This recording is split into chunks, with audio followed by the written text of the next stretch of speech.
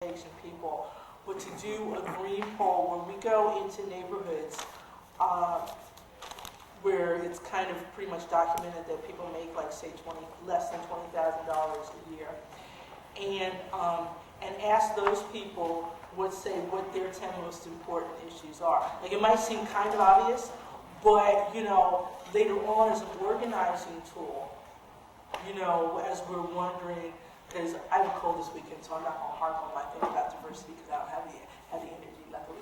But, as we're wondering why we're not pulling in different groups of people, I do think that some of it is, because the issues that we're most involved in right now are just too ethereal.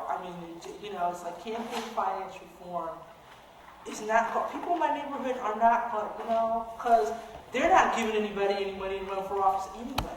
That's true. I have a good way to break that down to the street. Yeah. We have the best government money can buy. Have you got any lately? No wonder they're giving everything to the other people. And that really works because people understand that. Except it is upper level. What you have to do is you have to point out how this means their rents have jacked up 100% in the last 5 years and they can't afford it. They seem to be suspiciously right about the disability welfare level, minus enough incidental money plus food stamps.